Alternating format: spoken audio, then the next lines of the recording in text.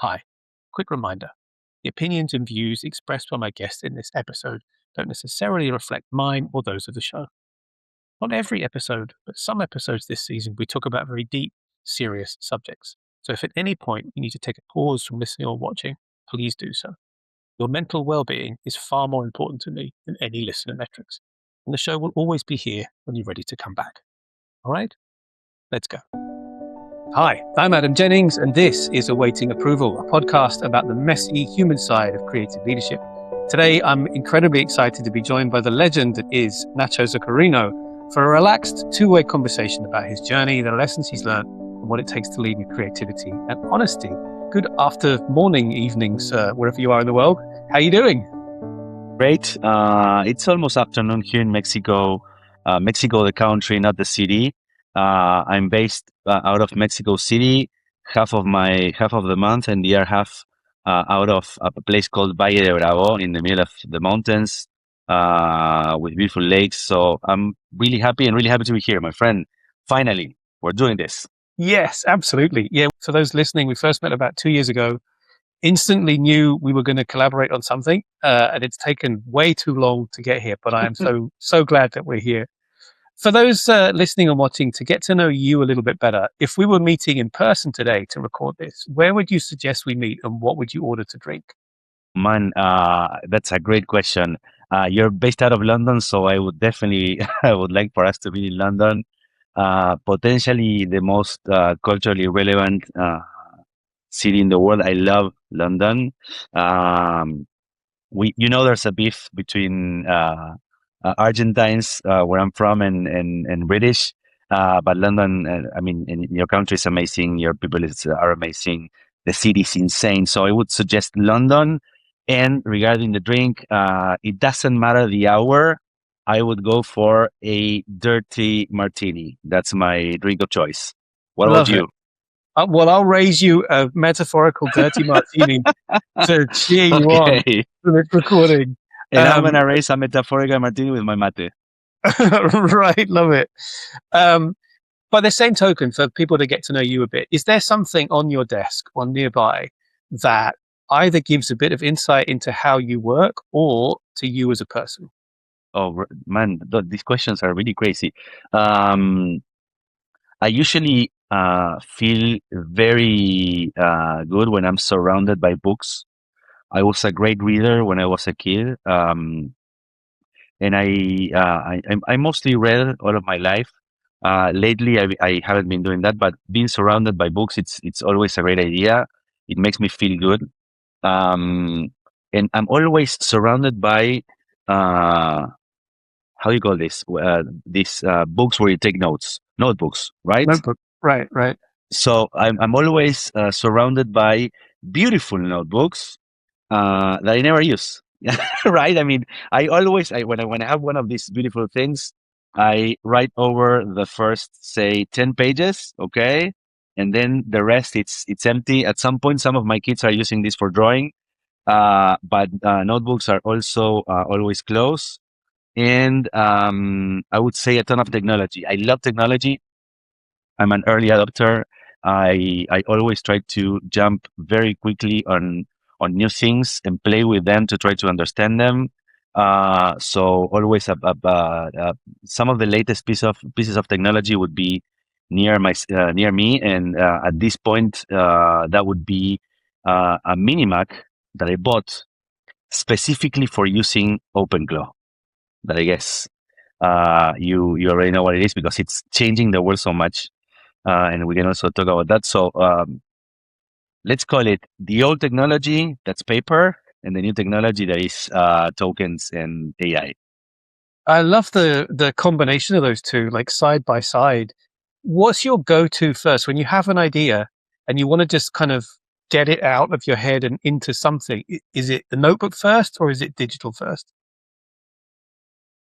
Another great question, and you're making me think a lot. Okay, nowadays I would say, and this happened over the last 2 years, I would say I'm incapable of thinking outside the digital relationship with an algorithm. Okay, I adopted technology so much that of course I can do it. I mean, I can sit down watching at the lake, and or I can be walking or running or taking a shower, and ideas usually can come up because that's what we do and that's who we are. We are creatives by nature.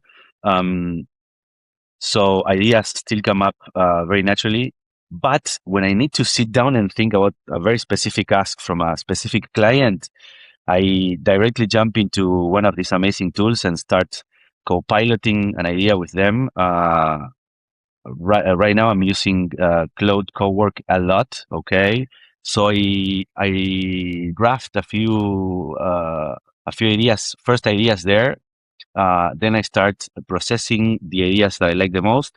When there's an angle, a creative angle that I really like, then I get inside my head, okay, and I try to come up with something more solid, more specific, something, I call it this way, something that I can touch, right? Could be a KV, could be a script, but something I can present to a client or present to a teammate, something that I can send over email. That is something I can touch. And that's when I feel, and if that works, there's another criteria for me it's been working over so many years, literally more than 2 decades. I call it the pillow proof. Okay, that means you come up with an idea, you go to sleep, and if uh, over the other morning, when you wake up, the first thing that comes to your mind, it's that idea, it's a good one. Okay. So once there's something I can touch first, and the idea passed the pillow proof, now I can start focusing on that specific creative path. Love that. There's a lot to unpack there. I love the idea that, or rather, the notion that ideas come to you when you're in the shower or when you're running or when you're Mm-hmm. outside, like so away from tech to some degree. Like I know you'd have your phone with you, or you maybe have a smartwatch or some kind of wearables. But generally speaking, like if you're out for a run or you're in the shower, like you're focused on some other activity. Is it always like a physical activity when those ideas come to you? Yes, it's always a physical activity. Um, I'm very intense and not necessarily in a good way. I mean, I'm always anxious. I'm very physical, Um, played rugby for so many years, so I need to do some kind of activity, and also, uh, according to my doctor, I have much more dopamine than I should, so I need to release all that dopamine. And for doing so, I what I usually do is I train and I play a lot of sports. When I'm in Mexico City, I train. I usually take 3 trainings a day, and that's when I start coming up with ideas without even wanting to. So another method I really like is when there's something really challenging ahead in terms of a creative challenge. Um, what I do is I try to spend a lot of time preparing myself, doing all the research that I can take in. I also love that part of the process. I love researching. I love trying to sum up the problem in data points. That's something I learned at Google. Before Google, I was the typical creative, focused on coming up with amazing ideas, focused on the result, focused on the creative result. I mean, focused on winning awards, winning Cannes Lion, and so on. Google changed my career and changed myself in a very impactful way.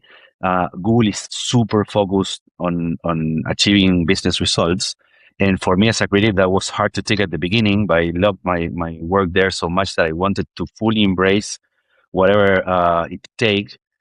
So whatever it takes. So what I did is I started embracing that. At some point, I shifted and I became someone between the business world and the ideas world, and I started seeing the power of data points. With data points, you can sum up an entire problem, an entire situation, an entire challenge. So jumping on the research process, spending a lot of time there, and summing up the opportunity or the problem or the challenge with a few data points. That's also a great rule that I always use. And once I soaked up all that information, I go running, I go doing calisthenics, I go to the gym, and that's when the information um, when information synced, when I let that information sink, that's when ideas start coming up. This is really fascinating because it resonates so much with my own process. Where where within that whole flow does your gut instinct come in as a creative? Like where does it sort of start to give you warning signs of yes, this is the right path, or no, you need to come and think slightly differently? Well, the pillow proof would be something similar to a gut feeling. Um, Generally speaking, the idea coming back to my head and to my thinking process again and again, that is also something that I would identify as a gut feeling. And sometimes you literally feel it here, right? In the middle of your stomach, you feel something completely powerful, something that moves you. You feel a very physical sensation in your stomach that is, this is it, this is the idea, or this is the person, because I'm, gut feelings also take me to other type of decisions, mostly related to life. When there's a big decision you need to take, for example, I don't know, you have the opportunity to relocate to another country, or you found the right person to partner with, or to have kids. I mean, those were the most powerful gut feelings I've ever had. um, and going back to work, I of course I do feel that, but I'm not that gutsy. I really trust the rational process behind an idea. When I did the research, I clicked with some piece of information, and I can give you a few examples. When I clicked with some piece of information, when that information seems to be incredibly revealing, incredibly insightful. I do believe the real ideas are on the strategic part of or of a campaign or of a process. Okay, at some point in my career, I always tried to come up with amazing executions, but at some point I understood that if the idea is supported by strong data points, strong information, strong insights, and um, and the idea is directly connected to those proofs. Okay, and the idea is extremely simple. It's much better to put the idea on the strategy than to put the idea on the executions, because if the strategy is supported by strong data, no one can kill the idea. Okay, and then you can execute the idea in many different ways, but you're gonna get the idea approved by your client. So it's a great question, actually. I feel that I'm much more rational than sensitive, if you want to put it that way, when feeling that's the right idea Mm. for the client's need. Mm. It's brilliant. I think that's a great piece of advice, to pull the idea back into the strategy phase, back that up with solid data, because like you say, then it can't be killed as an It idea. can be killed. Yes, If it's all totally. aligned, Hmm. not only have you got the data, you can also say, hey, look, I'm the creative.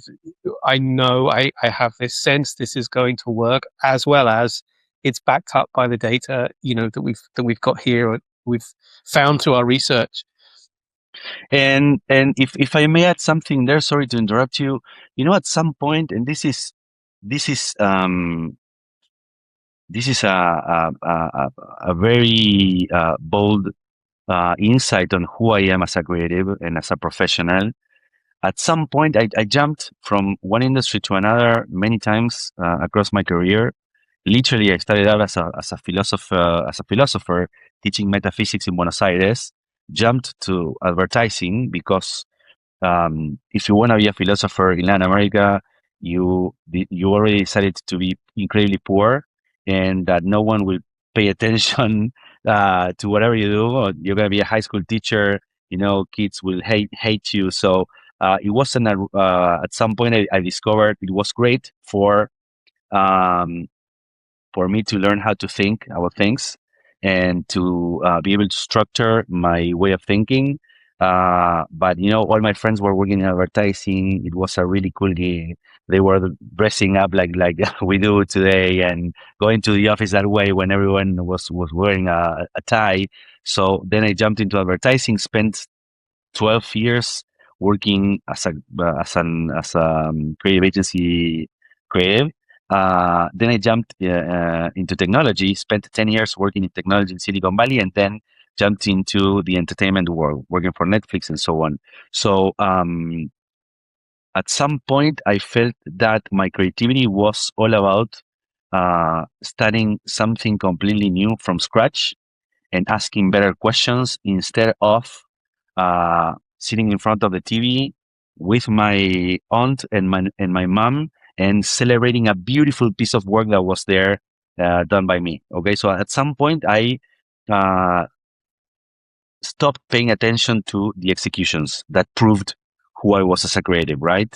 And I Mm. started focusing more on, hey, if I'm able to come up with a very important part of the strategy that is going to reposition this product or this feature, or is going to help us launch a big technology service, even when that is almost invisible, because again, let's go to the typical situation. You're sitting in front of the TV when you're a young creative with your mom, and hey, take a look at the other that I did with my friends, and that's amazing. Yeah, yeah.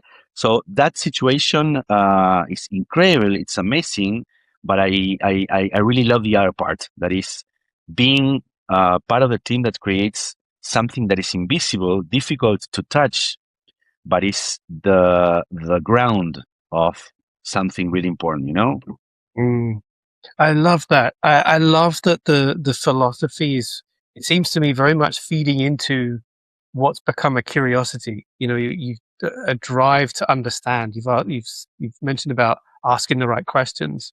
And I think that's a really powerful way to understand what you're trying to achieve with any given project or any given creative endeavor. I guess that doesn't have to be a commercial thing. Yeah, You have an yeah. urge to create.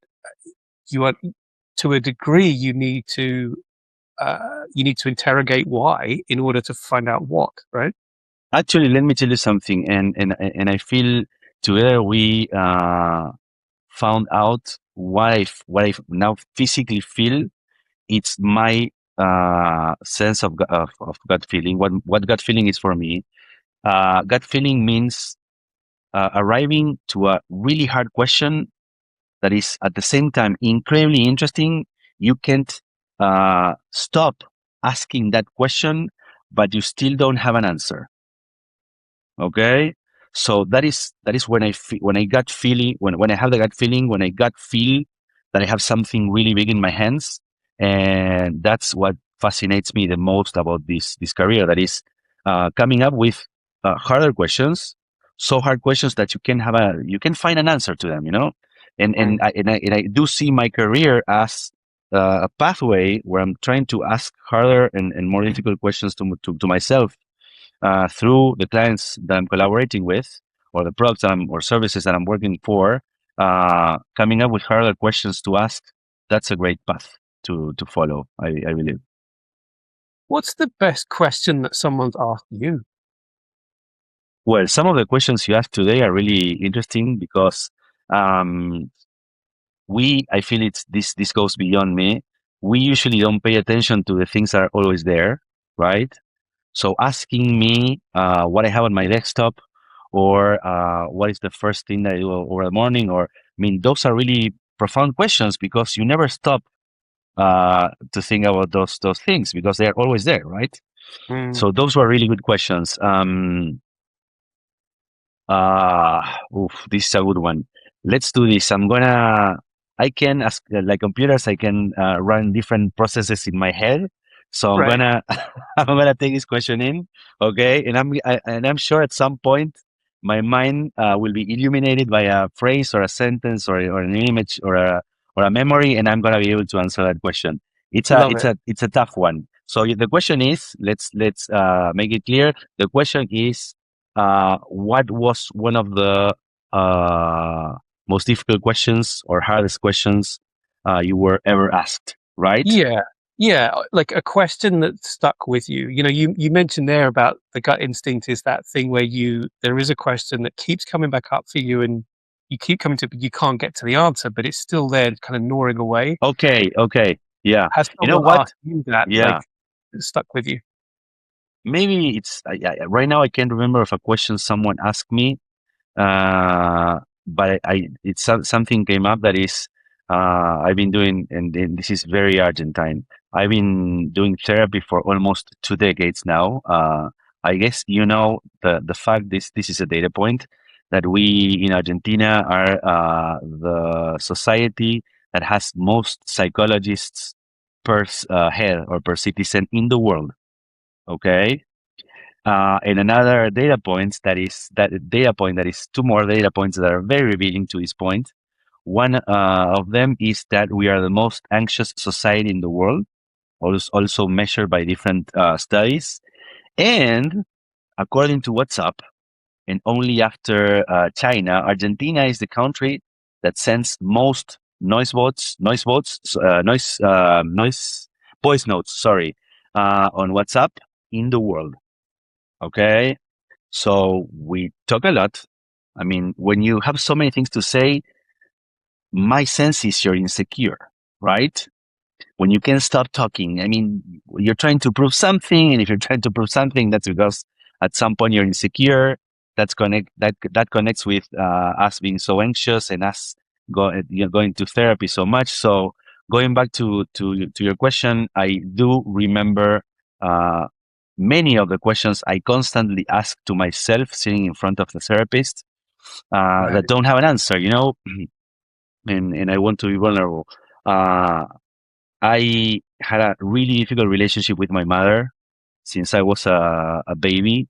Apparently, this is all coming from a very common place that is you're the first baby of the family. Then you have tons of other siblings coming to join the party. In my case, we're five, and I'm the oldest one. And you feel replaced.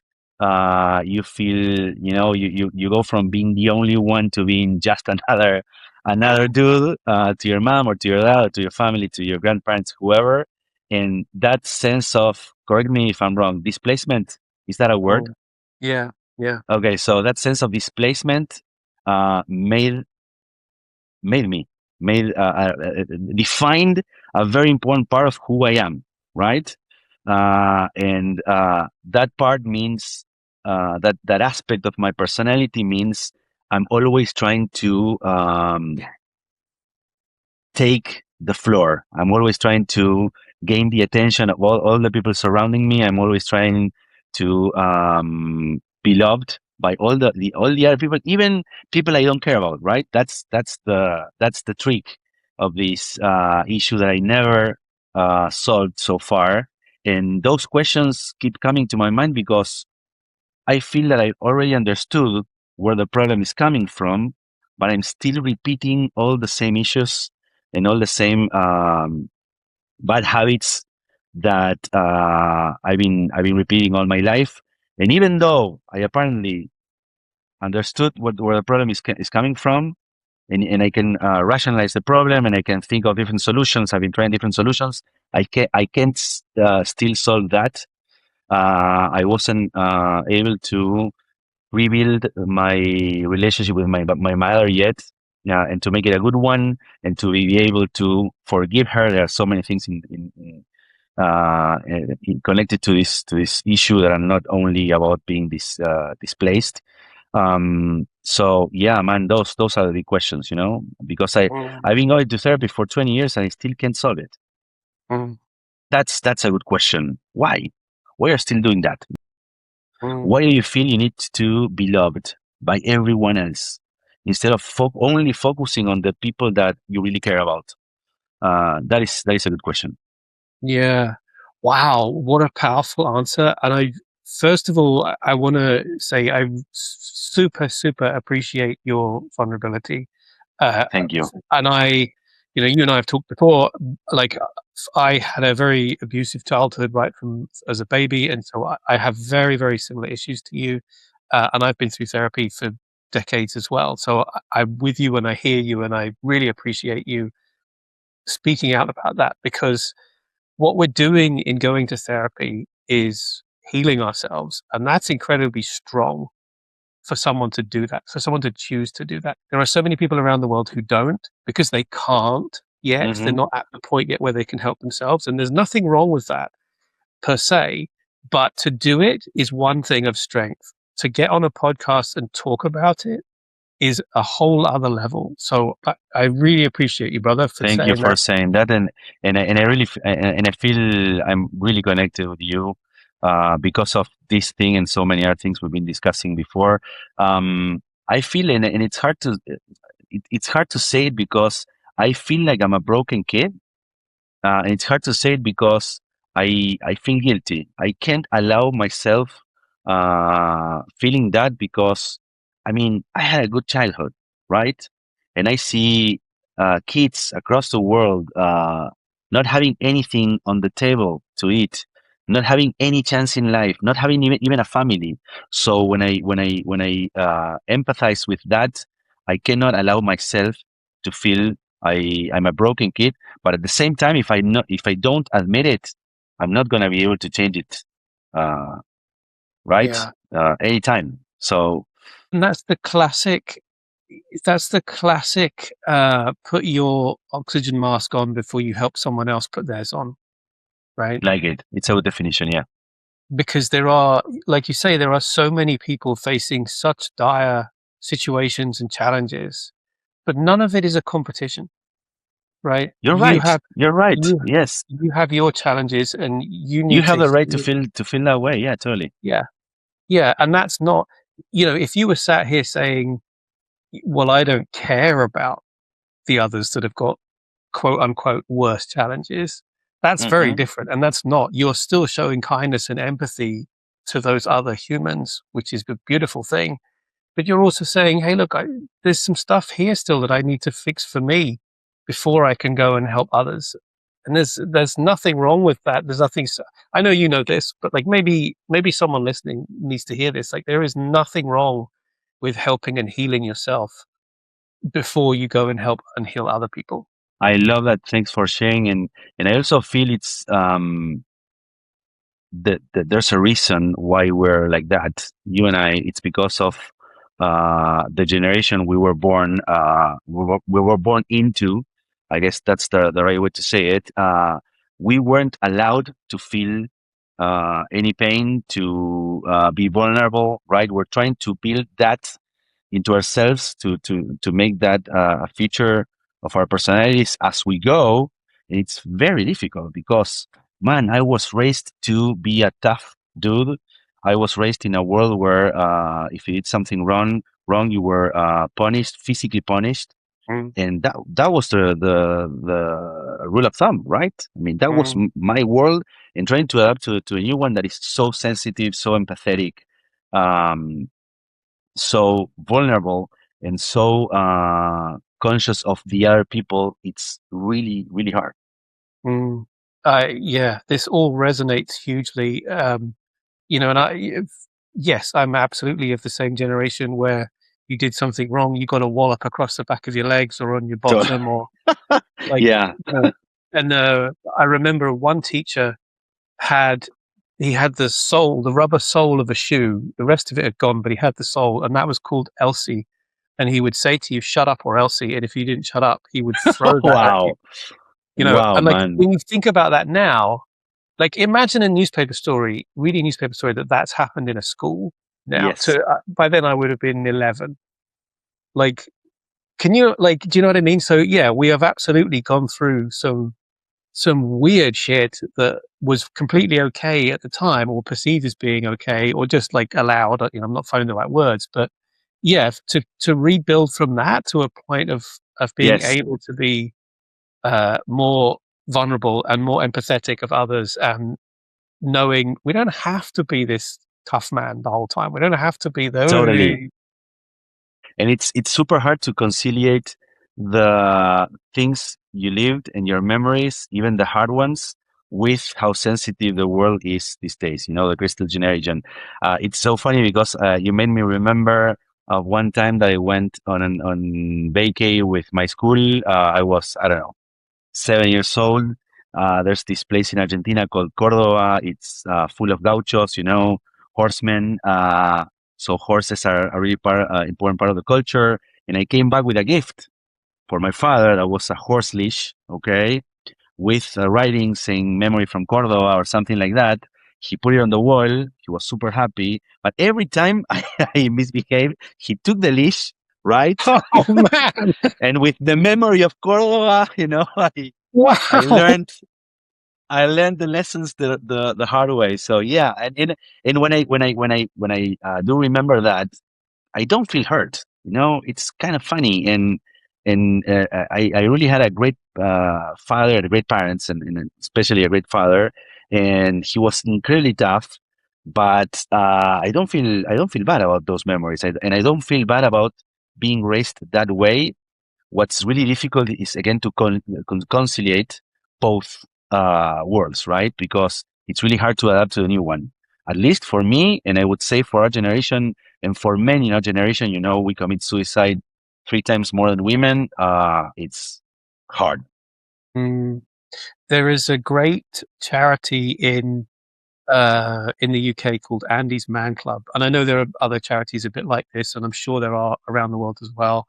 It's a non-religious, non-political club that offers spaces up and down the whole of the UK every Monday night from 7 p.m. to 9 p.m., where any man over the age of 18 can go and just sit with other guys, have a cup of tea and a biscuit, a cookie, and just get off his chest whatever he needs to get off his chest. And some Wow. weeks that might be, I've had a really good week. And some weeks it might Wow. be much heavier. And it's such a powerful thing to be in those rooms and to hear guys share. And it can range from I've had a good week, it's been all right, to much, much deeper, darker stuff. It's not a therapy space. There's no like professional help there, but just the permission for men, because we're often, like you say, especially of a certain age, like we're told to hold all that in. We're told to not be emotional. We're told to be the stoic one and like go out and chop wood. And then when you finish And that, take go the and hits. Take all the hits. exactly right. And so this is that space, and that started through someone who unfortunately didn't have that and took his own life, and his family Wow. and his friends set this up. Um, so I would encourage anyone listening. I mean, I'll clearly, because of the topics we're covering, I'll clearly put a warning up at the front of this episode. But for anyone listening that is struggling, to look out for groups like that. They are there. Find them and reach out for help, because it's completely okay for anyone to say, male or female, or not identifying with either of those. Doesn't matter who you are. If you're struggling, it's completely okay to say you're struggling and you need some help and to search for that. So I really appreciate you bringing this up. Love this. Thank you for sharing about this space. It's very sophisticated in a good way, and this is something that I love from your culture. You're able to combine very dark events from your life with sharing a cup of tea. That's so Right, delicate with your right. with your male friends. Man, your culture is amazing. Okay, I, thank you. I mean, it started further up north in the UK, and a cup of tea, a cuppa and a bicky, as they would say, is like A copper is and a a Vicky. cuppa and a bicky is like a huge cultural thing, and everyone knows that means sit down and have a chat, bit of a chin wag. It might be a vent or a rant. It might also just be having a laugh, right? Um, but it's just that space held, that is great, with the ritual of having a cuppa and having a biscuit. Like it's a Love that ritual. yeah, It's beautiful. yeah. You mentioned when we were talking there, you mentioned both Google and Netflix. I'd love Hmm. for you to take a few minutes now to just take us through your career from when you started in design to where you are today. You don't have to go through Yes. every step, but like the big kind of key milestones. Totally. Yeah, I at some point I decided to study philosophy. And the reason why I decided, and I'm gonna connect the dots here. The reason why I decided to study philosophy was because I wanted to beat my mom in our discussions. Okay, so I wanted to have all the information I could get, and I mean we're talking about the 90s. before the internet. So philosophy was a great way to absorb a ton of information at once. And when I was studying philosophy, there was so many topics that I really loved, but metaphysics stuck with me because it's all about the biggest concepts that actually sustain society, right? The idea of time, okay, the idea of space. Uh, if you take those out of the equation, nothing that we do every day would happen.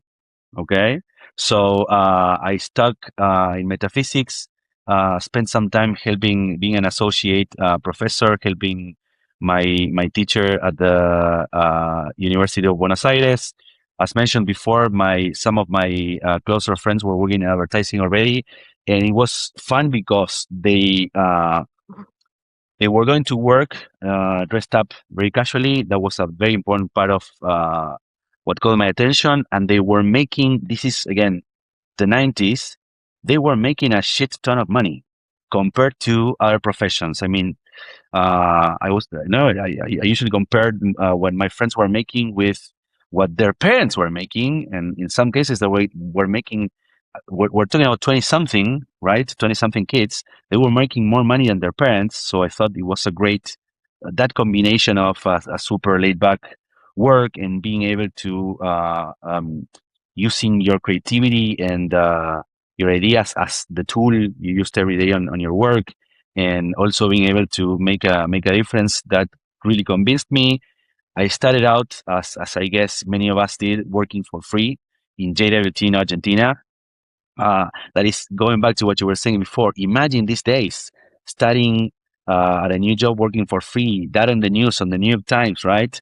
So I started working for free pro bono at JWT in Buenos Aires in 1999, and worked there for free for 2 years. And then I started jumping from one agency to the other, being in JWT, Gray, and Sachi. Sachi at that point in time was the second most important agency in Latin America. The agency was called Del Campo, Nazca, Sachi, and Sachi. And only after the great Almapi BBDO from Marcelo Serpa, it was the hottest agency in terms of, you know, winning awards, going to the stage every year at Cannes Lion, doing really cool stuff, and so on. And when I was working there, I was the regional CD for Procter and Gamble, and I was traveling a lot to Mexico City to do some shootings. I instantly fell in love with Mexico when I arrived here in 2005, sorry. Um, the Mexico City is very, very very different to whatever you know. And you either hate it or love it instantly. Okay. And I fell in love with the culture, the colors, the intensity of the flavors, the intensity of the people, how laid back they are, the Mexicans, especially the Chilangos, that are the people living in Mexico City, compared to us, the Argentines. We're, again, intense, anxious. We scream a lot. We use our hands. We're very pushy and everything, right? Think of soccer, of football. So I fell in love with Mexico. A friend of mine, he was the creative VP of JWG in Mexico, invited me to join the company as an ECD. And although my friends were telling me, all of them were telling me, you know, it's fucking crazy what you're doing. In terms of advertising, Mexico is a shitty place.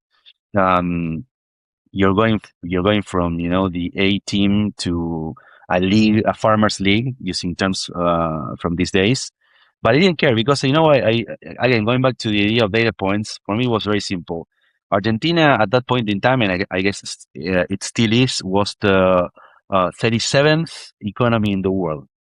Mexico was the 11th. So for me, the equation was very simple. You know, even though it wasn't a great market in terms of creativity, I was going to find a way, right? For me, it was all about going from an agency that was doing, I don't know, 20 commercials a year. In that, you know, in the 2000s, of course, the TV ad was like the most epic thing you could do, to doing 200 commercials a year. So that was the equation for me.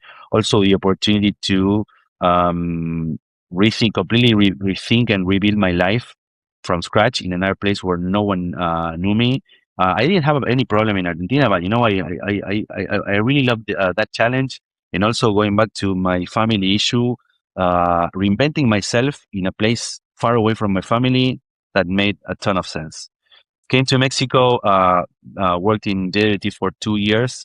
This is 2008, right before the financial crisis.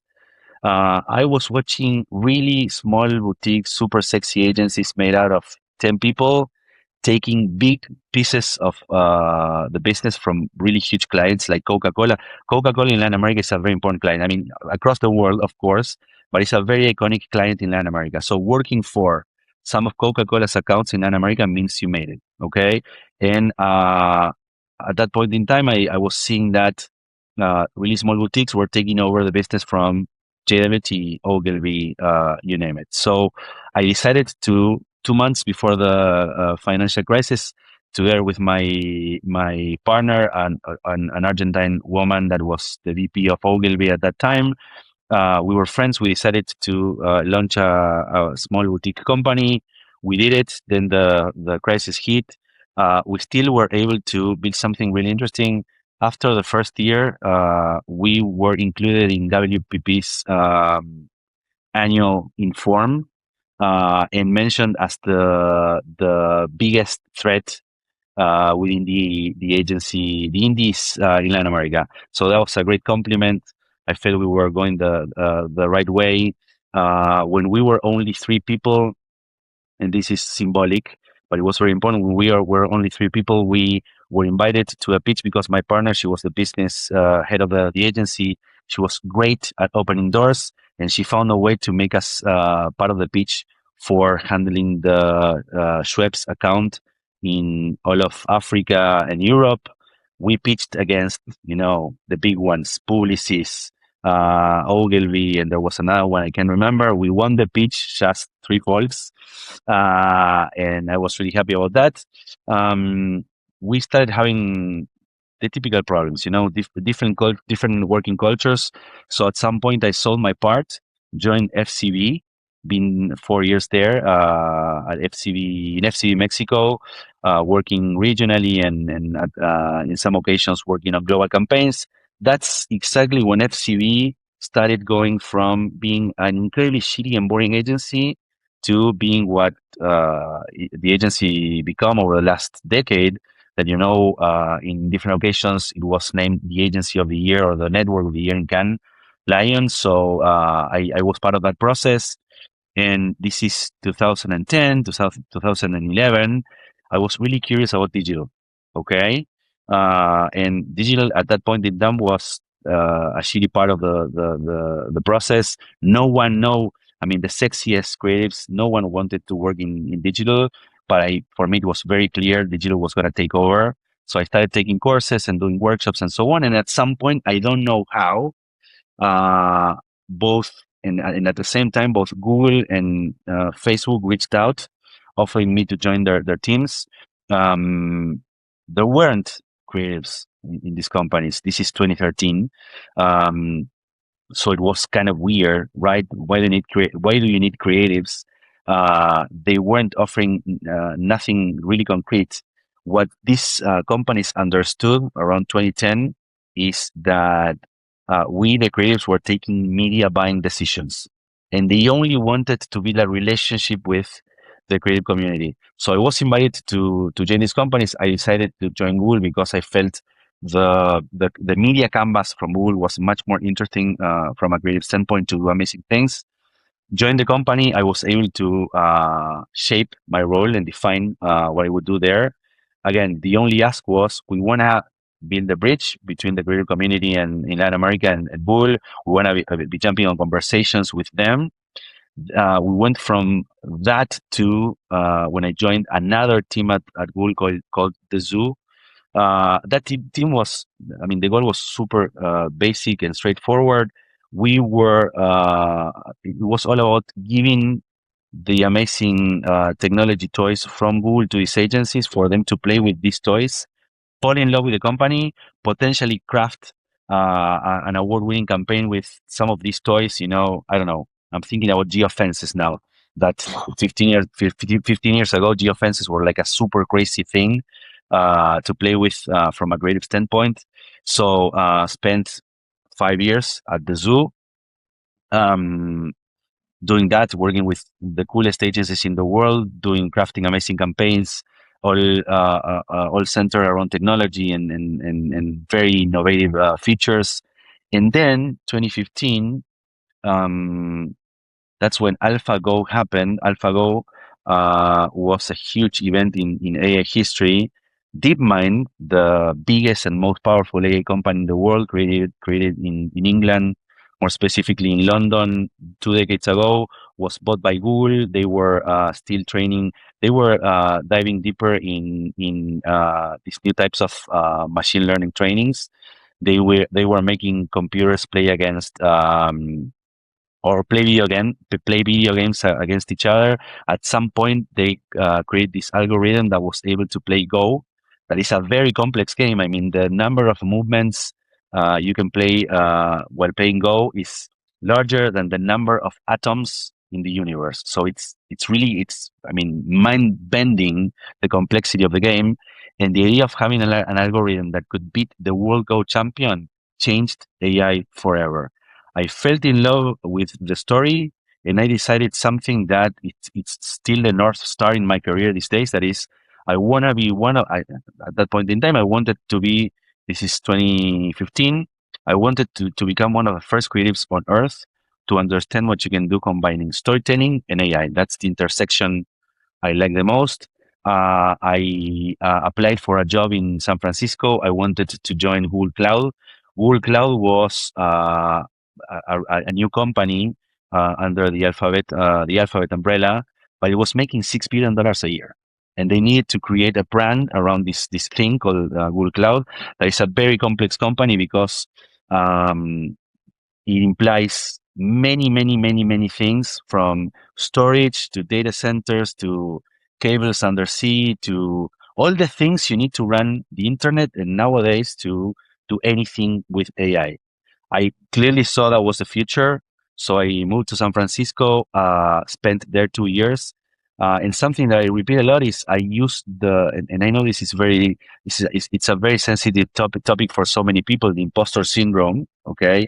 Many people feel super uncomfy with that, but I embraced it because for me, feeling really uncomfortable was the only way to learn fast and very hardly a new thing. Okay. So I moved imagine my situation, flew from Buenos Aires to San Francisco, moved from being surrounded by the people I've been working with for a decade and a half to sitting down with Fei Li, for example, a Stanford scientist that basically revamped deep learning, and sitting down with famous machine learning engineers, crazy people that, I mean, for me, they were speaking another language. It was like, going to Thailand and not understanding a word.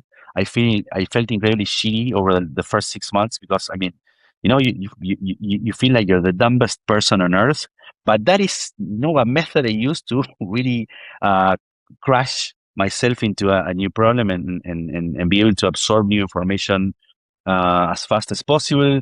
And spent 2 years there. Went back to Mexico right before the pandemic.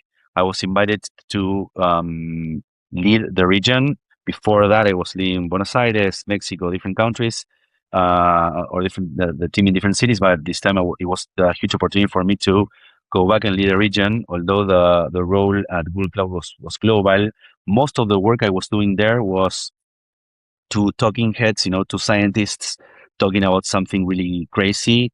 And that was great for me to absorb the information, but it wasn't great from an advertising standpoint. Also, I was getting separated. My ex-wife didn't speak a word of English, so leaving her alone in San Francisco wasn't a good idea. Went back to Mexico, and a couple of years after that, still at Google, the creative team was changing a lot. It went from understanding the most innovative technologies from Google and playing with that to optimizing videos for YouTube. Actually, the renaming is very clarifying. We went from being called the Zoo to being called Creative Works. Okay, and the KPIs changed. It was all about sales. and I really love selling, and I really love being tied my work being tied to sales KPIs, but it was all about taking a TV commercial and optimizing that commercial for YouTube. That wasn't something I really love to do. So after many years of Netflix knocking on my door, I decided to join the company. Funny enough, when the chief creative officer, global chief creative officer from Netflix called me, he was a friend. He tried to take me to Facebook before. So I thought this guy is called Rafa Vasconcelos. He's from Brazil. So I thought, you know what? I can't say no to Rafa. If I say no, he will never call me again. But I don't want to go to Netflix. That was a good intuition, and now you're gonna understand why. I thought, you know what? I'm gonna jump into the interviews, be nice to Rafa, say thank you by being there and being part of the process. At some point, someone will say no, right? And I will be able to focus on my things again. But no one said no, unfortunately. And I joined Netflix. It was the worst decision in my career. And my sum up is, there's a saying in Argentina, I guess there's something similar in England, that goes something like, when you constantly speak about something, it's because you're missing that. Okay. And Google and Netflix has an entire book about its own culture, right? They praise things like they only hire the best people on earth. Something that really surprised me when I joined the company is I mentally compared the collective IQ from Google to the collective IQ from Netflix, and the difference was huge. It was more all about feeling and checking all the boxes. They invited me to join, saying, "Hey, we're going to change the way Hollywood communicates its titles. We're going to go from 100 years of doing red carpets and trailers and posters." And I told them, "I don't want to do trailers. It's okay, but I don't want to do that. It's boring. All the trailers are the same. All the posters are the same. So, if you're really open to use all the assets you have within the platform, like the description of a film, okay, to be able to really crazy things with that, I'm all in." And I came up with really crazy ideas. None of those happened. I also wanted, I was in charge of a team of 25 people. I wanted to let three folks go that weren't performing, and bring three actual creatives, because that's another thing that is the folks working in that team under strategic roles and creative roles. None of them had a creative past. When Netflix decided to regionalize their teams, of course, the really good professionals, most of the really good professionals that needed to go to Mexico or Kuala Lumpur or London, decided to quit Netflix, right, and stay in LA. And uh, I was never allowed to craft my own team. So at some point, I left the company, and over the last 2 years, that was also a big breaking point in my career, because I decided to. I understood two things. First, the future of work is post geographical. We're post geographical beings.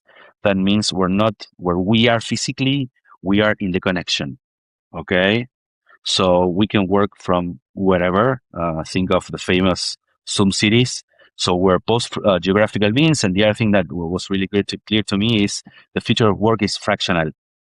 This idea of spending your entire life working for a single company or working for a single industry doesn't make sense anymore. Even more for us, we creatives are really good at coming up with ideas for any type of problem, right? And that's something there's a quote from Charles Eames that I really love, that's connected to that. Can't remember the right wording, but it's something like that. Creativity is about solving problems. Bring me a problem and I'm gonna solve it. It doesn't care. It doesn't. I don't mind about the type of problem you're bringing to my table. I'm gonna be able to solve that with creativity. So over the last 2 years, I've been doing a lot, because again, I'm very intense and very Argentine. So I was working in different projects. Was consulting for SpaceX, Google. For these companies, I acted as a global creative director for SpaceX. It was all about launching Starlink globally. I then was working for Google Maps, basically leading all the creative efforts from Google Maps. At the same time, in parallel, because of this idea of fractionality, I launched an AI production company together with Landia. It's the biggest production company in Latin America. They believe it was the right time to do a spin-off focused on AI, and I was basically the one in charge of that. The vision, the values, the tech stack, the workflows, and so on. Um, and very recently, and I also joined a couple of startups as a brand ambassador and consultant in exchange of equity. Some opportunities I feel could potentially bloom.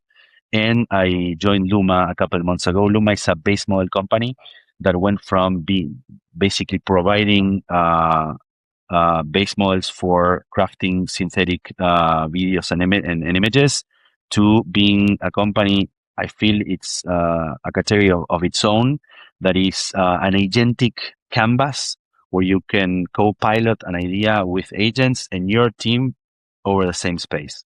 That happened couple of months ago.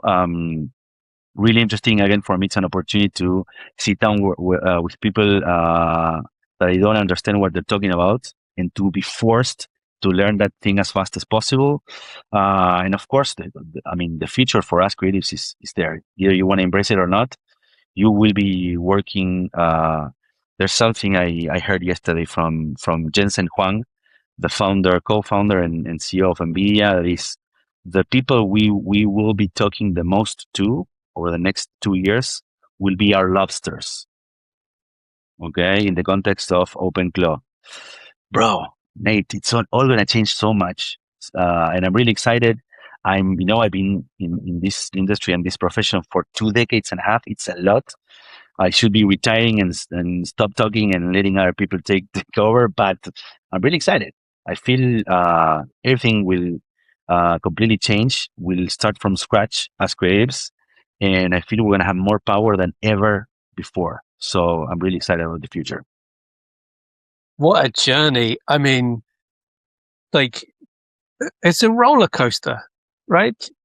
But there was one key theme that keeps coming back to me, and that was you had a constant drive to learn, a constant drive to be in a room with people who knew something that you didn't at that point, but to sit there through that discomfort and through that imposter syndrome and get heads down and learn what they were talking about, learn what they meant by this word or that term or this process or that process, so that you could understand it, so that you could then find that solution, like find the solution to the problem.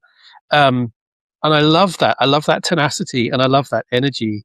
And I think, coming into the world where we are now, where there is so much change happening at such a rapid pace, something that we learn today might be completely obsolete tomorrow, or at least changed. And so I think to have that energy and to have that inquisitive nature is standing you in really good stead. Um, One thing that came to mind, when you think about where we are now, and you talked about the tech that's emerging and what that's going to give and whether you lead into it or not. A thought I had this morning was there's obviously a huge conversation going on about Gen AI and what does that mean and whose work does it riff off and is it going to displace jobs, and well, it is already displacing jobs and blah blah blah blah blah blah.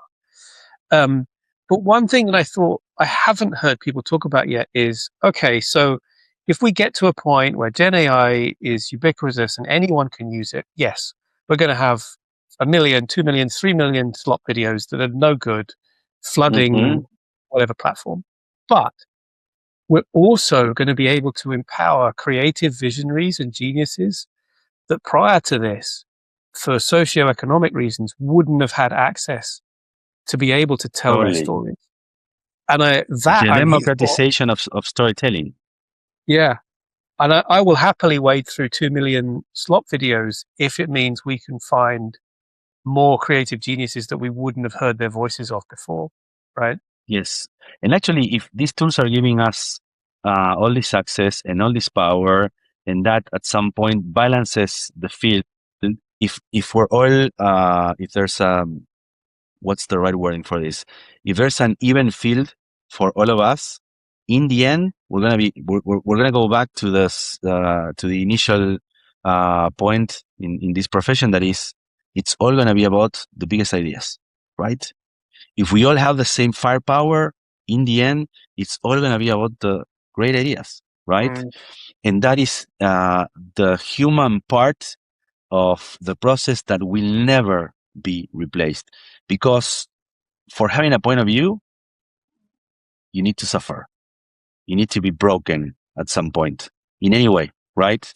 And neither robots nor algos will never have that. So I'm convinced we're not going to be out of the equation, and specifically we creatives will never be left out, and we'll keep on being at the wheel for the rest of time, because it's all about having been in vulnerable situations, having suffered, and that's what makes you human and creative at the same time. Yeah, 100%. I think you've hit the nail on the head. And like coming off of that, I'd love to know what gives you hope for the future. My kids, of course, there should be a world. There should exist. The world should exist for them, first of all.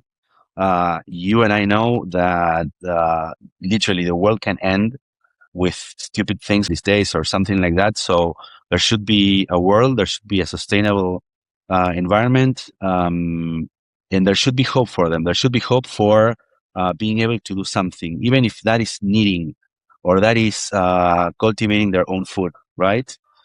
Funny enough, we may potentially go back to what we as a species were doing 1,000 years ago. That may happen. The end of work may happen. Work as leisure may happen. Work as a choice may happen. The world not needing humans to work anymore may happen.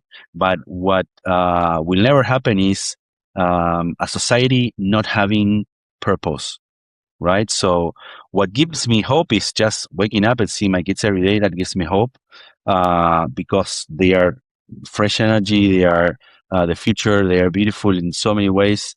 They should have something. They should have an opportunity, and I'm going to be sure to fight for their opportunity and for the opportunity of all the other kids. And another thing that gives me hope is, bro, we have the most powerful tools we've ever had as a species. So it's completely up to us to destroy ourselves with that, or get to the end of all the problems. That means not dying or living like for 200 years, because many health situations are going to be solved by algorithms, understanding how to fold proteins or whatever. And I'm pretty convinced that the end of work will come very, very soon. Again, it's up to us, and to the politicians we choose to represent us. It's completely up to us to decide if we're going to use that in a great way or in a shitty way and destroy the world. But the tools are fucking amazing. I can't believe the things I can do with just my computer. I can't believe the things that I'm doing, that I've been doing over the last week when I bought this Mac Mini.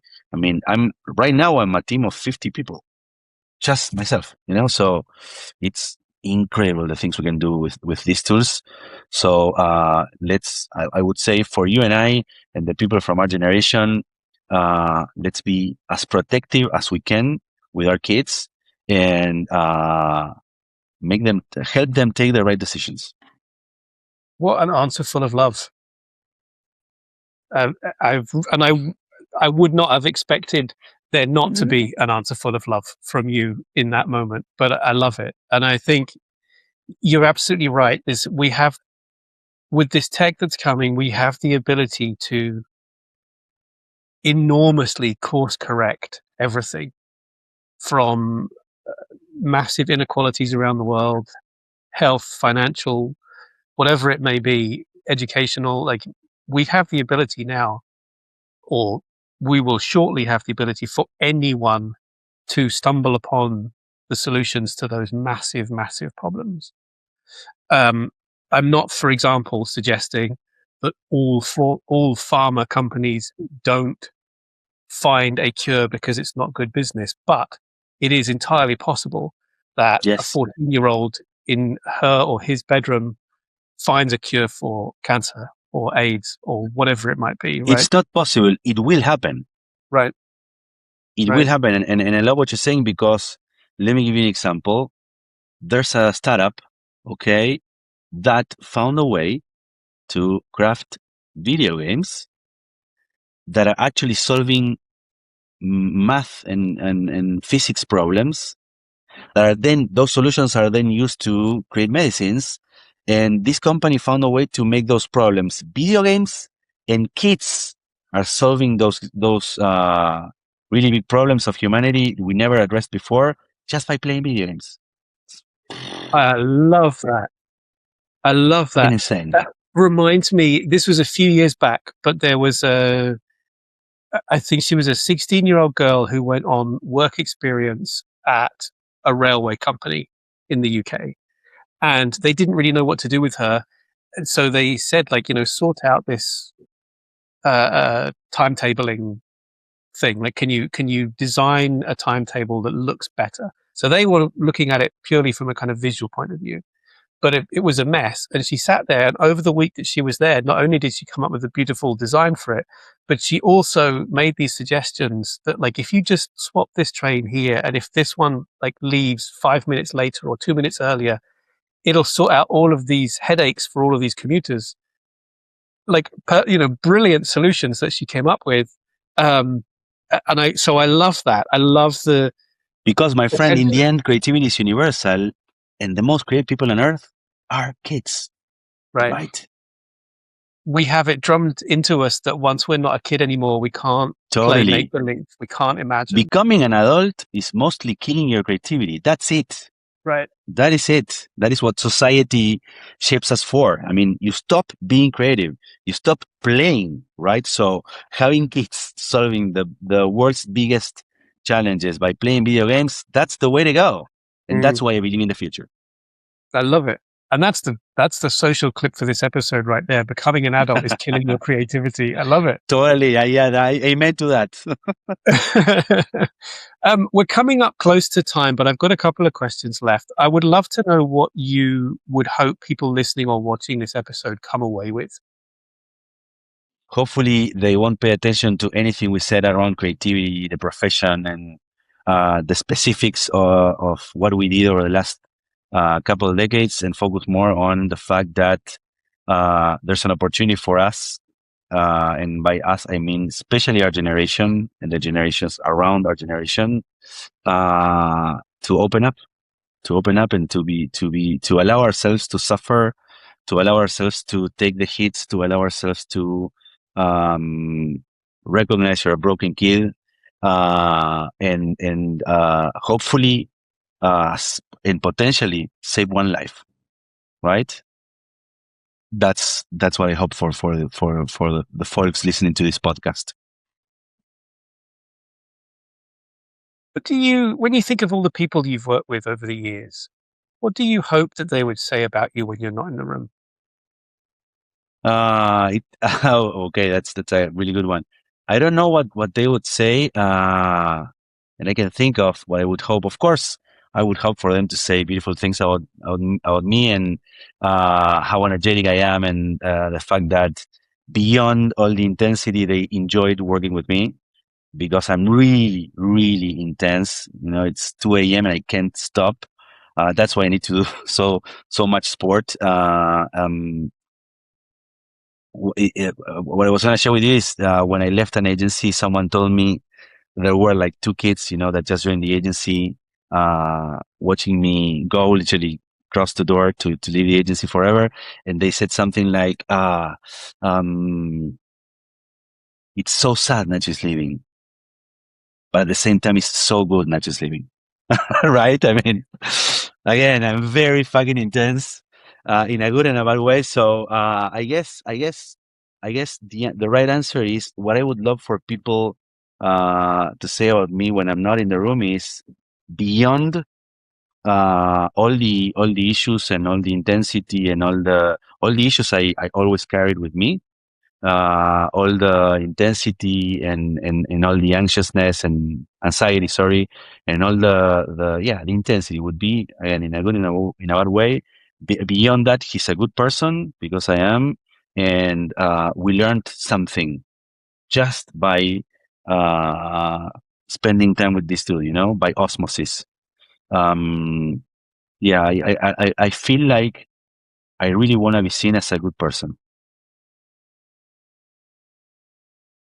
I feel that's evident in this recording alone, let alone.